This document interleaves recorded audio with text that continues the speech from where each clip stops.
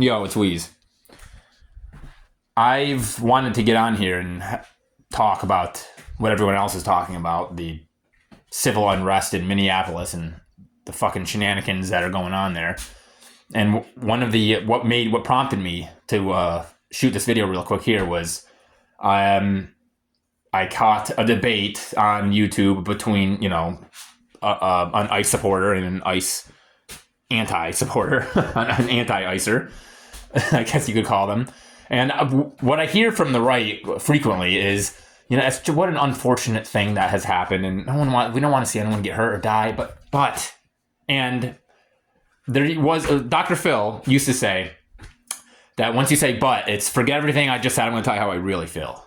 And before Dr. Phil lost his fucking mind and became a total fucking fascist freak, going out on ice raids with fucking Tom Homan, me and him, we were never going to see eye to eye on a few things. He's obviously overly religious, and I respected his opinions, and I thought he was, when it came to child rearing and parenting, I thought he was pretty spot on in a lot of the shit that he said.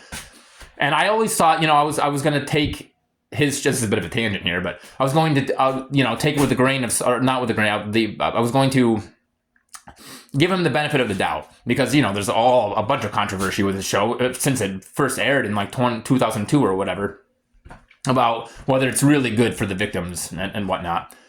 And I always gave him the benefit of the doubt because I thought he gave good advice.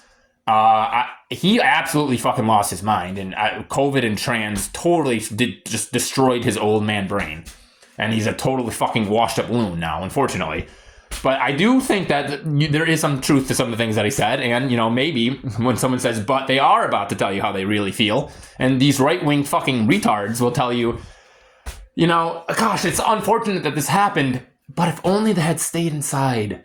If only they had just stayed inside and not interfered with ICE, then they'd still be alive. And it made me think, to someone who's lost a loved one to a drunk driver, someone going to the fucking store to get a fucking jug of milk or going to work, and they get absolutely fucking blitzed by some fucking irresponsible, out of control drunk driver, and you say, oh geez, that's unfortunate, but if they had just stayed inside, and didn't go to the store, fuck you. How about you exercise your own civil rights and grow a fucking pair of balls?